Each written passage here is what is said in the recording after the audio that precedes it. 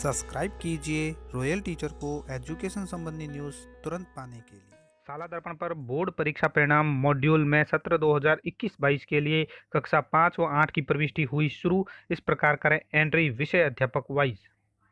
जी हाँ साथियों, इस वक्त की बड़ी खबर की बात करें तो शाला दर्पण निरंतर अपडेट होता रहता है। इसी के साथ एक और बिग अपडेट यहाँ सामने आई है, जिसमें ये है कि जो रिजल्ट मॉड्यूल है उसके अंतर्गत आपको कक्षा 5 और कक्षा 8 का परीक्षा परिणाम अध्यापक वाइज, विषय अध्यापक वाइज है वो अपलोड करना है। बोर्ड परीक्षा परिणाम के लिए ये पहले से उपलब्ध था, यानी कक्षा 10 और 12 के लिए पहले से उपलब्ध था। अब ये कक्षा 5 और 8 के लिए भी शुरू कर दिया गया है। सत्र 2021-22 यानी पिछला सेशन सत्र 2021-22 में कक्षा 5 और 8 का बोर्ड परीक्षा परिणाम आपको शाला दर्पण पे अपलोड करना होगा। कैसे करना है आज के इस वीडियो में जानेंगे। तो दोस्तों, इसके लिए आपको चलना होगा गूगल क्रोम में। यहाँ जाकर टाइप कर दीजिए राजरम शाह। दोस्तों, मैं यहाँ पे लॉगिन प्रोसेस नहीं दिखाऊंगा, उम्मीद करता हूँ लॉगिन आप सभी को करना आता है।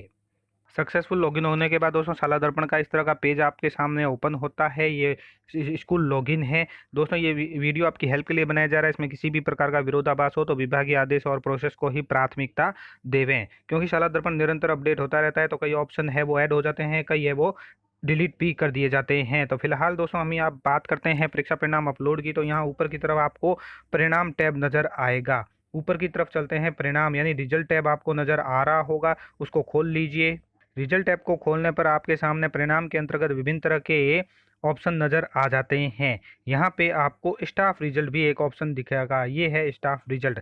जो भी आपके स्टाफ कार्यरत है या कार्यमुक्त हो चुके हैं, उन दोनों का रिजल्ट है आपको यहाँ पे स्टाफ रिजल्ट के अंतर्गत एंट्री करनी होगी। तो इसको खोल लीजिए। इसको खोलने पर एक सब ऑप्शन और खुलेगा, जिसमें आएगा अध्यापक परिणाम। तो अध्यापक परिणाम को ओपन कीजिए। अध्यापक परिणाम को ओपन करने पर यहाँ आवश्यक दिशा निर्देश है वो आप ध्यानपूर्वक पढ़ लीजिए। सबसे पहले दोस्तों, यहाँ पे बोर्ड परीक्षा परिणाम भरने से पूर्व कृपया निदेशालय द्वारा जारी 18 अप्रैल 2016 के परिपत्र का अवलोकन कीजिए। वो अवलोकन प्रपत्र आप यहाँ से क्लिक टू डाउनलोड करके पढ़ सकते हैं। तो उसको पढ़ना अति आवश्यक है, आप पढ़ लीजिए। एक ही तो आगे जो पॉइंट है वो भी मोस्ट इम्पोर्टेंट है, उसके बारे में बता देते हैं कि एक ही कक्षा में एक विषय को आंशिक रूप से एक से अधिक विषयाध्यापकों ने अध्यापन करवाया हो तो परीक्षा परिणाम सभी विषय अध्यापकों का निर्धारित किया जाएगा। साथ ही एक ही कक्षा में एक विषय को अलग अलग समय अवधि के लिए अलग अलग अध्यापकों ने पढ़ाया है तो अधिकतम समय अध्यापन कराने वाले अध्यापक का परीक्षा परिणाम निर्धारित होगा। परीक्षा परिणाम में केवल मुख्य परीक्षा के परिणाम को ही शामिल करें, पूरक परीक्षा का परिणाम शामिल नहीं करें। नीचे की तरफ दोस्तों आपको इस तरह का पेज नजर आएगा, जहां पे दो ऑप्शन आपको मिलेंगे, कार्यरत और कार्य मुक्त। तो जो टीचर कार्य मुक्त हो चुके हैं तो उसके लिए कार्य मुक्त सेलेक्ट कीजिए, जो कार्यरत है उसके लिए कार्यरत सेलेक्ट करेंगे। उसके बाद यहाँ पे टीचर नेम की लिस्ट खुलेगी इससे, तो टीचर नेम की लिस्ट यहाँ से आप खोल लीजिए और सेलेक्ट कीजिए। उसके बाद क्लास सेलेक्ट कीजिए, क्लास 5 या 8। सब्जेक्ट, ये 5 और 8 इसलिए बता रहा हूँ कि अभी वर्तमान में 5 और 8 भी शुरू हो चुके हैं, 10 और 12 तो पहले से ही शुरू थे। तो उसके बाद सब्जेक्ट वो कौन सा पढ़ा रहा था टीचर, टोटल अपेयर स्टूडेंट। उसके बाद ये जो एंट्री है ऑटोमेटिक ही आ जाएगी, आपको इसमें किसी भी प्रकार का कोई संशोधन करने की आवश्यकता नहीं है। कितने ए ग्रेड है, कितने बी ग्रेड है, कितने सी है, कितने डी है, ये दोस्तों ऑटो फिल है कक्षा 5 और 8 के लिए। बाकी कक्षा 10 और 12 के लिए आपको फिल करने होंगे मैनुअली।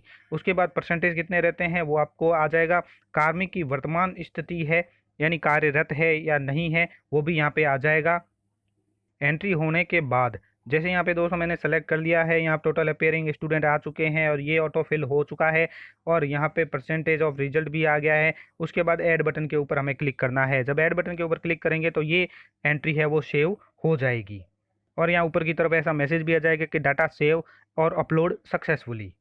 उसको आप क्लोज कर दीजिए और साथ में यहाँ पे एक और ऑप्शन भी आपको नज़र आ जाएगा, ऐड और डिलीट का। यानी अगर आपने परीक्षा परिणाम जो टीचर सेलेक्ट किया है वो गलत कर दिया है या उसका सब्जेक्ट गलत चूज हो गया है तो उसको ऐड और डिलीट के द्वारा डिलीट भी कर सकते हैं।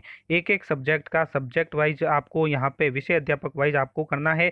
एक हो गया, उसके बाद दूसरा सब्जेक्ट और दूसरा टीचर सेलेक्ट कीजिए, स्टूडेंट की संख्या एंट्री करें और यहाँ पे ऐड बटन के ऊपर क्लिक कर दीजिए तो ये एंट्री होती रहेगी। सभी कुछ एंट्री करने के बाद लास्ट में आपकी नीचे ऑप्शन आएगा लॉक। अगर आपकी एंट्री सही है तो आप लॉक बटन के ऊपर क्लिक कर सकते हैं, अन्यथा आप एक बार फिर से एडिट करके या डिलीट करके भी कर सकते हैं। लॉक के ऊपर क्लिक करने पर यहाँ पे आपसे पूछा जाएगा are you sure you want to lock this record, और अगर सही है तो ओके बटन के ऊपर क्लिक करके लॉक कर सकते हैं। धन्यवाद साथियों, उम्मीद है दोस्तों ये वीडियो आपको पसंद आई होगी। वीडियो पसंद आए तो ज़रूर लाइक, शेयर और सब्सक्राइब कीजिए। पास में आने वाले घंटी के बटन को जरूर दबाएं एजुकेशन संबंधी न्यूज़ तुरंत पाने के लिए।